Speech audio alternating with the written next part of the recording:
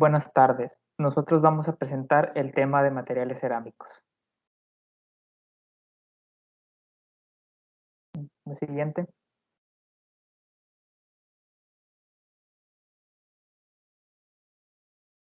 Y estos son los integrantes que conforman a nuestro equipo.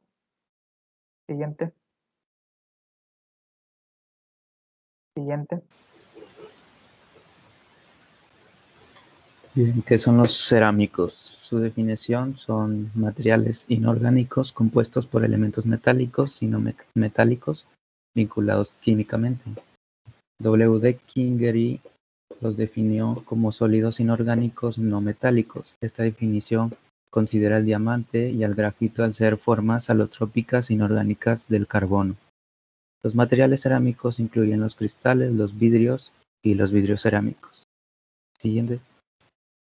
El término cerámica proviene de la palabra griega keramikos, que significa cosa quemada, indicando que las propiedades deseables generalmente se alcanzan después de un tratamiento térmico a alta temperatura que se denomina cocción. Sus características pueden ser transparentes, generalmente son quebradizos, malos conductores eléctricos y buenos aislantes térmicos. A elevada temperatura y en ambientes agresivos son más resistentes que metales y polímeros. Siempre son inorgánicos y pueden ser cristalinos, parcialmente cristalinos o amorfos. Sus enlaces interatómicos pueden ser totalmente iónico o predominantemente iónico con algún carácter covalente. Las cerámicas también tienen una resistencia excepcional bajo compresión. Siguiente. Su composición son compuestos químicos constituidos por metales y no metales como los óxidos, carburos, nitritos, etc., los cuales varían de forma significativa en sus propiedades electrónicas. Pueden formarse como monocristales o nanotubos, se fabrican por medio de la sintetización de polvos o pueden ser soplados para conferirle formas por medio de calor y herramientas de modelado. Bueno, ahora hablaré sobre la estructura. El siguiente, por favor. Primero que nada, los enlaces. Aquí tenemos que predominan los enlaces iónicos, los cuales son muy importantes debido a que tienen la mayor energía de unión y esto repercute de manera significativa en las propiedades finales de los materiales cerámicos. El siguiente, por favor. Cerámicos cristalinos.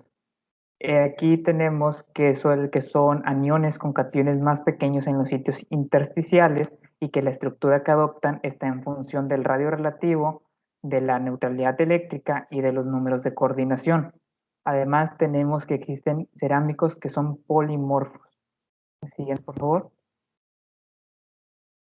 En cuanto a los defectos, tenemos que debido a la necesidad de mantener la neutralidad eléctrica, no ocurren de manera aislada, sino de forma par. Y tenemos dos tipos, el de Frenkel, que consiste en una vacante catiónica y un catión intersticial, y el de Schottky, que consiste en una vacante catiónica y una vacante aniónica. La siguiente, por favor.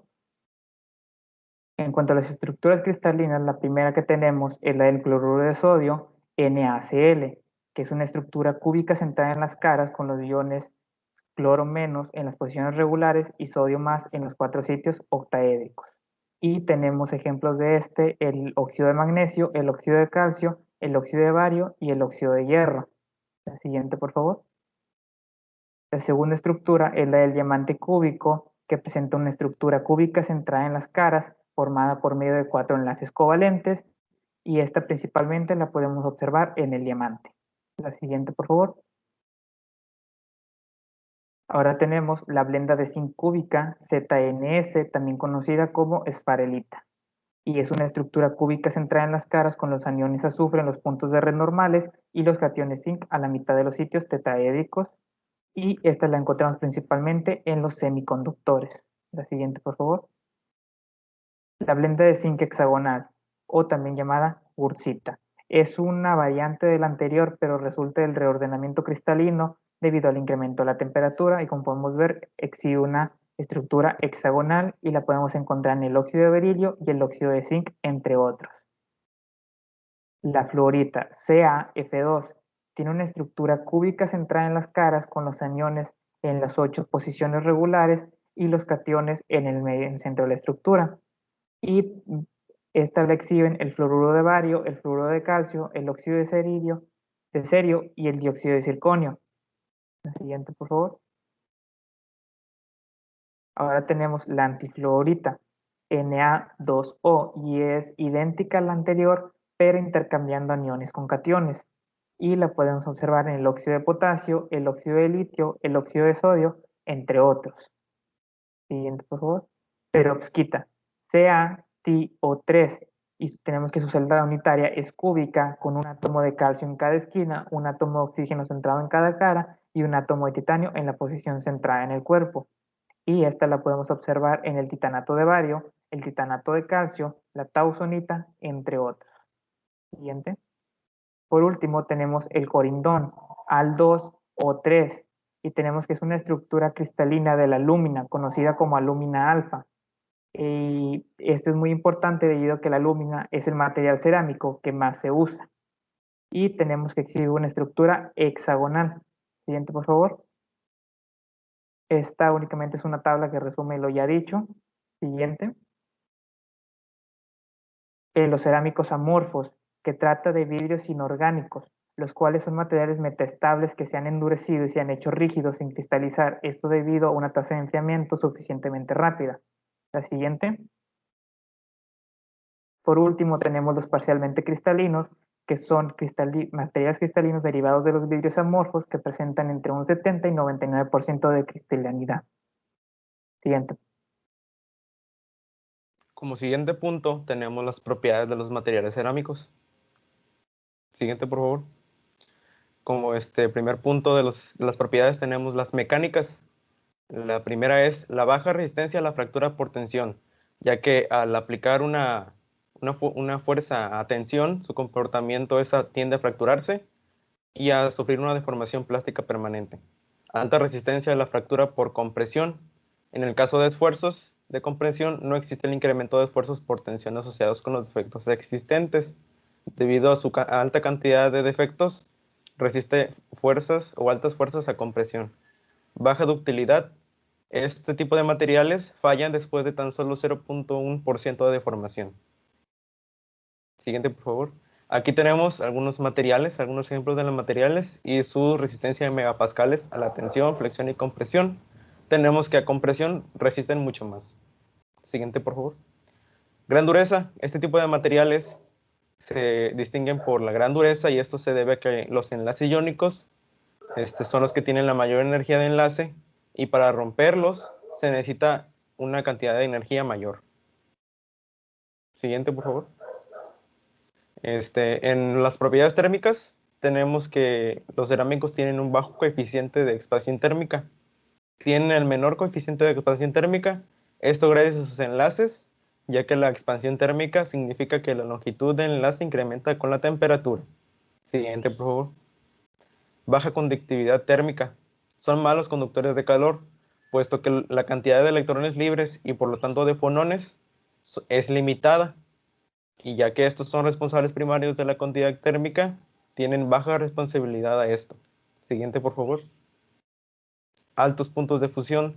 Debido a lo anterior y aunado a que los enlaces iónicos que conforman estos materiales son los más fuertes, se requiere un punto de temperatura o un punto de calor muy alto para poder transformarlos a fase líquida y romper sus enlaces. En gran calor específico, el hecho de que los átomos se encuentren fuertemente unidos se traduce en que sea necesario suministrar una gran cantidad de energía térmica. Siguiente, por favor. Aquí tenemos los puntos de fusión y los calores específicos de algunos materiales muy usados en la industria como la alúmina. Siguiente, por favor. Ya por último tenemos las propiedades eléctricas y tenemos que este tipo de materiales cuentan con una mala conductividad eléctrica y una muy buena resistividad. En general, tienen una conductividad eléctrica muy baja y por lo tanto una resistividad muy alta. Esto debido a que, como ya lo dije antes, tienen electrones y fonones libres muy limitados. Siguiente, por favor. Aquí están algunos ejemplos y su conductividad. Ya por último, las propiedades químicas. Este tipo de materiales cerámicos son resistentes al medio ambiente, lo que se traduce o por lo cual estos materiales no son muy responsivos con el medio ambiente y con el contexto en el que se encuentran. Gracias a eso se ocupan para ambientes muy extremos. Siguiente, por favor. Ahora les voy a hablar acerca de la clasificación de los tipos de cerámicos. Vamos a comenzar hablando de los abrasivos. Los abrasivos se utilizan básicamente para desgastar a otros materiales y que incluyen el esmerilado, el lijado, el pulido y el abrasivo a presión. La partícula abrasiva actúa como un instrumento cortante, es decir, que arranca la parte más suave del material. Tanto por la dureza como por la tenacidad, que es la resistencia a la fractura. Los materiales abrasivos que tienen ambas características son cerámicos abrasivos ideales. El producto abrasivo más común es la lija, el cual es una resina que se utiliza para fijar partículas a un soporte. Las lijas han evolucionado y ahora van más allá del vidrio y ya no utilizan las lijas actuales, ya no utilizan papel como soporte. En su lugar utilizan soportes mylar, el algodón y el rayón. Los cementos. Los cementos, podemos hablar, cuando hablamos de cementos, acerca de cementos hidráulicos, que no requieren agua para que se formen sólidos, y cementos no hidráulicos, los cuales son lo contrario a estos. El cemento hidráulico más común es el cemento Portland, que este está hecho de nódulos pulverizantes de silicatos de calcio sinterizados. Y es precisamente por esto que son abundantes en la caliza, en el gis, depósitos de concha y esquito. Y es por todo esto que este tipo de cemento Portland es uno de los materiales más de construcción más baratos posibles.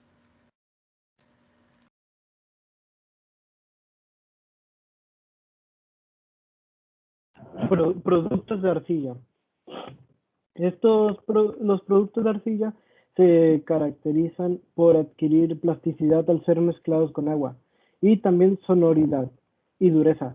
Al calentarla, este cerámico ya es conocido por muchos de nosotros. Esto es una materia prima en la construcción de casas, edificios, o sea, se complementa muy bien con el cemento. Y una de las propiedades de los productos de arcilla es la hidroplasticidad. Se pueden hacer muy plásticos cuando se añade agua. Siguiente, por favor. Ahora, los refractarios. Los refractarios son un tipo de cerámico que sirven para fundir otras cosas, sin ello recibir alguna degradación. Al estar a altas temperaturas, los cerámicos refractarios son ideales para fundir materiales como el vidrio, metal o entre otros. Las cerámicas avanzadas. Estos cerámicos avanzados, o también conocidos como los nuevos materiales cerámicos, pueden ser usados a otros niveles de temperatura, con mejores resistencias. Todo esto se puede usar, por así decirlo, como aplicaciones de alta gama que tengan más durabilidad, más eficiencia a fundir algunos metales o vidrios.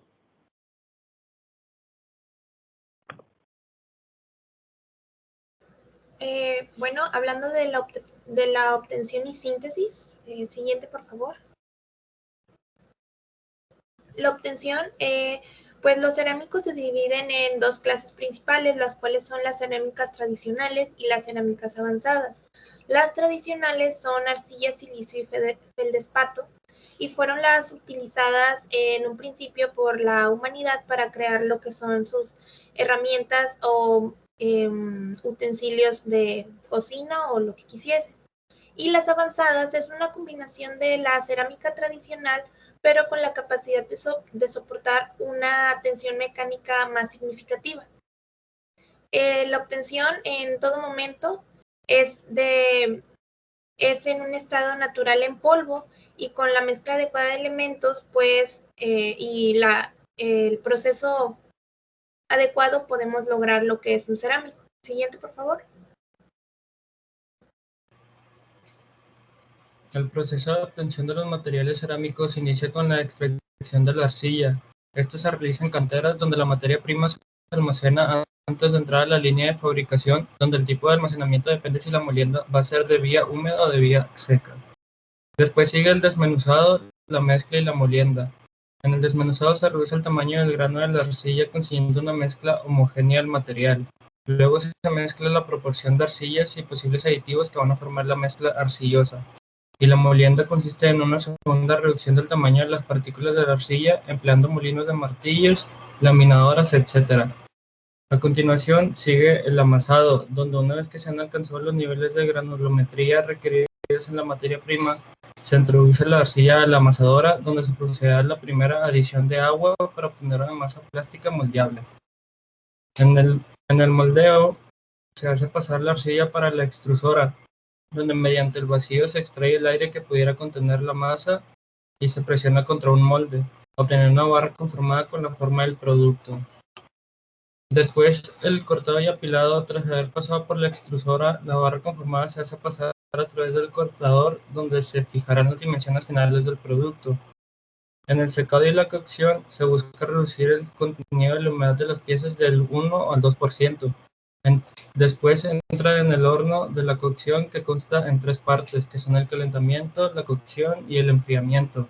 Y al final está el empaquetado y el almacenamiento, en donde tras haber terminado el proceso de cocción, se produce el desapilado de los materiales cerámicos procedentes de las vagonetas. Después los paquetes se almacenan a la espera de ser transportados hasta el lugar de la obra.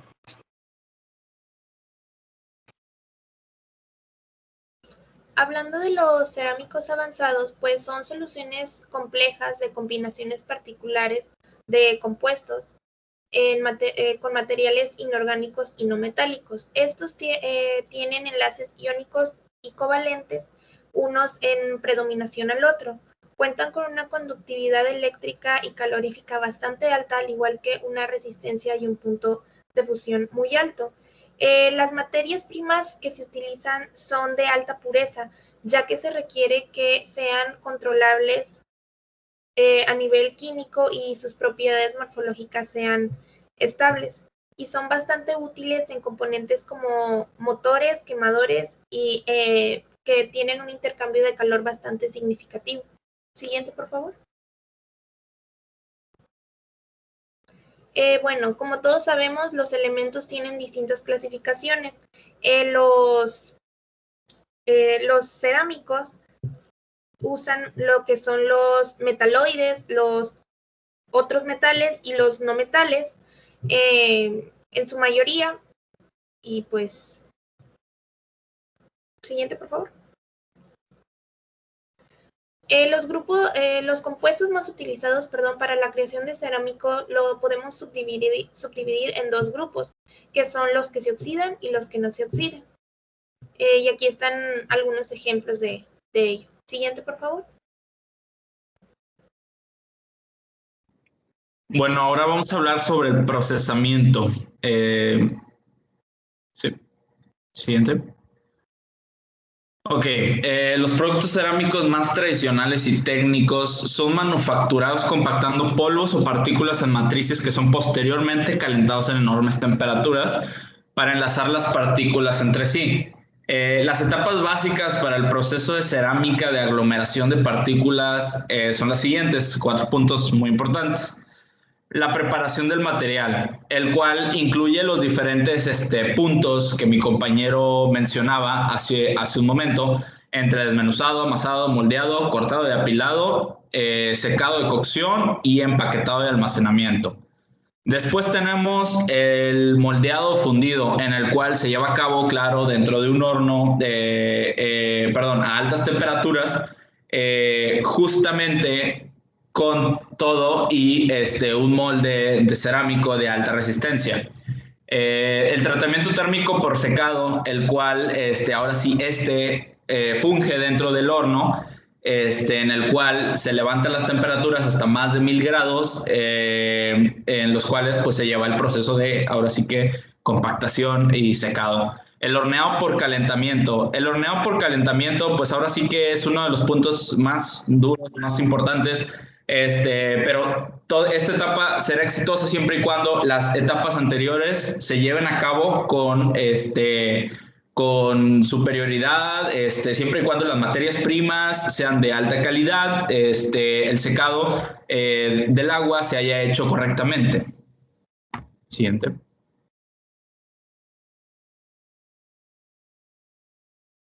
Técnicas de conformado. Son métodos de modelado de cerámica que se utilizan más comúnmente, y los que se utilizan más comúnmente son el prensado.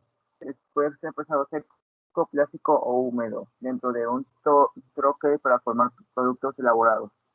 El prensado en seco es un método que se usa frecuentemente para productos refractarios. Estos últimos son aquellos que tienen una alta resistencia térmica y componentes cerámicos electrónicos. Este último se utiliza mucho porque permite fabricar una gran variedad de piezas rápidamente con una uniformidad y tolerancia pequeña. Siguiente, por favor. Compactación isostática. Se basa en la utilización de fluido hidráulico, presión y cambios drásticos de temperaturas de temperaturas frías a calientes. Estos son, después de presionar la pieza isostática en frío, que es lo que está compuesto, para obtener propiedades microestructurales requeridas. Sus procesos cerámicos de este tipo son refractarios, ladrillos, aislantes de bujías, cúpulas, crisoles, herramientas de carbono y cojinetes.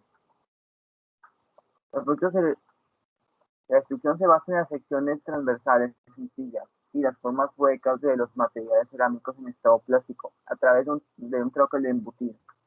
Este proceso es de aplicación común en la producción.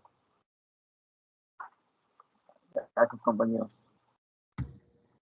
Ahora tenemos lo que son los tratamientos térmicos. Como dice, es un paso esencial en la fabricación de la mayoría de los productos cerámicos, que son considerados los siguientes tratamientos, que es el secado y eliminación de aglutimantes. Su propósito es eliminar el agua del cerámico plástico antes de ser sometido a altas temperaturas. Esto para que no haya una variación dentro del cerámico que pueda ocasionar que sea un producto defectuoso al salir de los hornos. La sinterización se consigue de pequeñas partículas de un material, se mantengan unidas por difusión al estado sólido. Y por último, la verificación, que sirve como un medio de reacción para que la difusión pueda tener lugar a menor temperatura que en el resto de los cerámicos sólidos.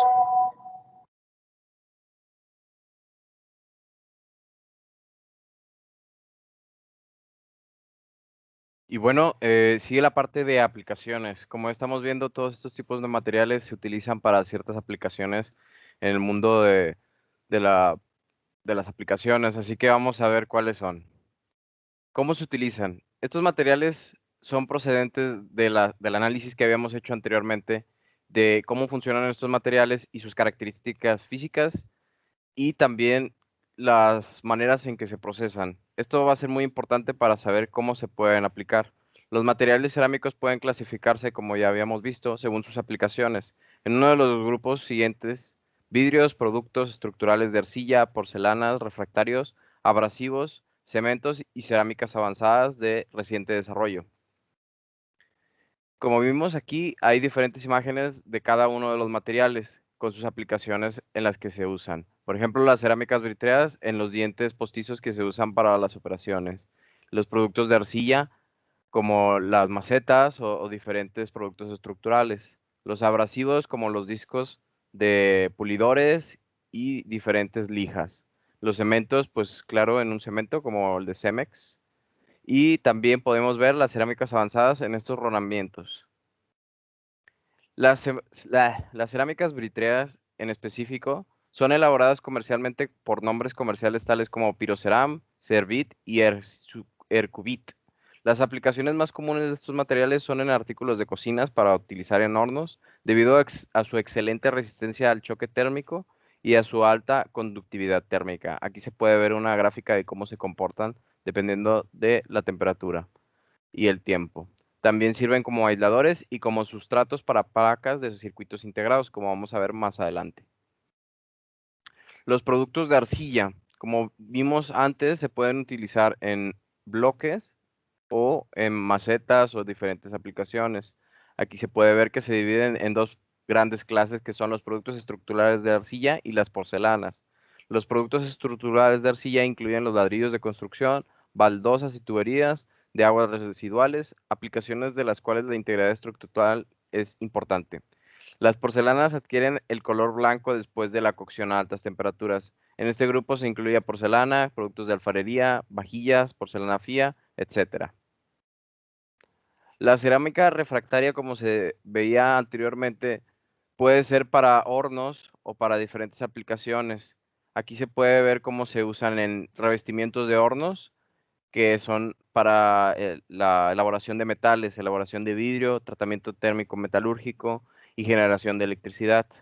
Desde luego, el comportamiento de una cerámica refractaria depende en gran medida de su composición. Sobre esta base existen varias clasificaciones, como se podía ver, refractarios de arcilla, ácidos, básicos y especiales. Después tenemos los abrasivos. Los abrasivos son utilizados para desgastar o desbastar otros materiales, los cuales son necesariamente más blandos. El primer requisito de este grupo de materiales es su dureza o resistencia al desgaste. Además, es necesario un alto grado de tenacidad para que las partículas del abrasivo no se fracturen fácilmente, como los discos de pulidores, las lijas, discos de corte y demás. Son abrasivos que se utilizan de varias maneras, como decíamos, en muelas de desbaste, abrasivos depositadas en forma de revestimiento y también como granos sueltos. Los cementos. Se clasifican como cementos inorgánicos varios materiales cerámicos familiares, el cemento, el yeso y caliza, las cuales en conjunto se producen en grandes cantidades muy elevadas. La característica de estos materiales es cuando son mezclados con agua y forman una pasta que después fragua y se endurece, volviéndose concreto. Este fenómeno es especialmente útil porque permite producir con extrema facilidad estructuras muy sólidas y rígidas para que tengan casi todas las formas que deseen, como los edificios o nuestras casas. Todos conocemos en qué se aplica el cemento. Y bueno, vamos a pasar a las aplicaciones de la cerámica avanzada. Se han desarrollado materiales cerámicos muy nuevos denominados cerámicas avanzadas, que han encontrado un lugar prominente en nuestra tecnología avanzada. En particular, las propiedades eléctricas, magnéticas y ópticas que estos materiales tienen nos sirven para explotar sus capacidades en estas aplicaciones. Vamos a presentar dos aplicaciones en específico, las cuales son en motores de combustión, en motores de combustión, en aplicaciones eléctricas y también en otra aplicación. Las principales ventajas de estos nuevos materiales son sobre los metales y las aleaciones metálicas son la capacidad de resistir temperaturas muy altas en operaciones de motor, aumentando así el rendimiento de combustible utilizado, excelente resistencia al desgaste y a la corrosión. Ya se han ensayado bloques de motor cerámicos, así como válvulas, camisas cilíndricas, pistones, cojinetes y otros rotores cerámicos, estatores, regeneradores, etcétera. Todas estas cosas ya se pueden ver en fuentes bibliográficas donde ya existen motores completos hechos a base de cerámica. Luego también tenemos los blindajes cerámicos. Algunas de las nuevas cerámicas utilizadas son utilizadas en sistemas de blindaje para proteger al personal militar y a los vehículos de proyectiles balísticos. La principal consideración de estas aplicaciones es el peso del material protector necesario para obstruir el impacto del proyectil. La mayoría de blindajes de cerámicas están formados por una o más placas juntas que se combinan en una placa dúctil y más blanda del soporte, que se va quebrando para ir disipando la potencia del impacto del proyectil balístico, como se puede ver aquí en unos tanques de guerra que tienen placas cerámicas a sus lados.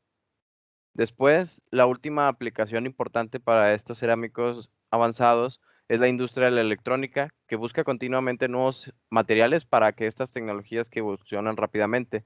De interés particular es el empaquetamiento de circuitos integrados, como se puede ver aquí, un microchip o un chip Infineon, para algunos diseños de empaquetamiento. Estos circuitos integrados montan sobre un sustrato que debe ser eléctricamente neutro, pero también debe ser térmicamente conductor, generando así disipación del calor. Esto tiene mucha más importancia cuando el tamaño en el que se ve impreso el circuito electrónico interior es más pequeño, aumentando también la temperatura. Y bueno, ahora sigue la siguiente parte de mi compañero. Muchas gracias.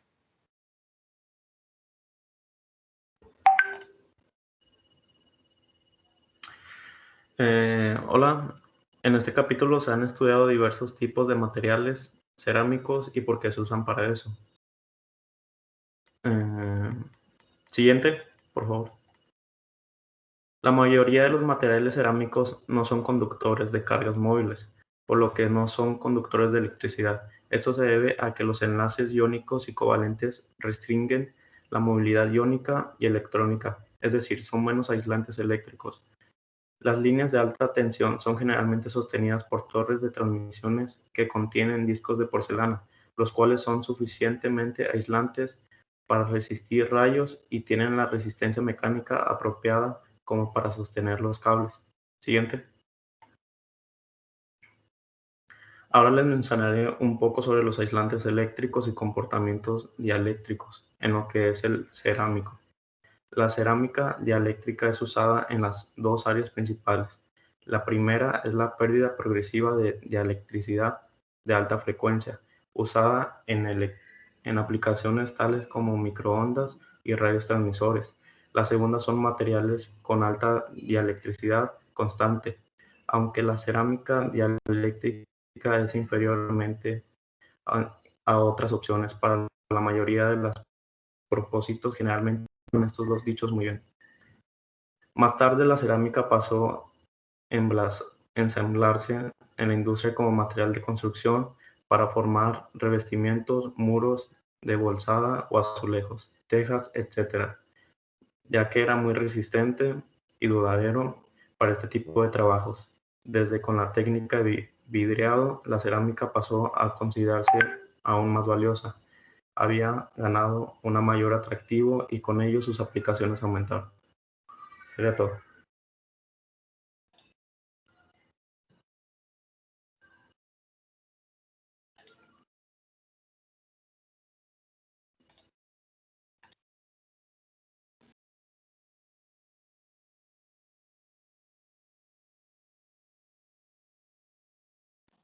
Bueno, eso sería todo por nuestra parte. Muchas gracias por su atención. Hemos llegado al final de nuestro PIA.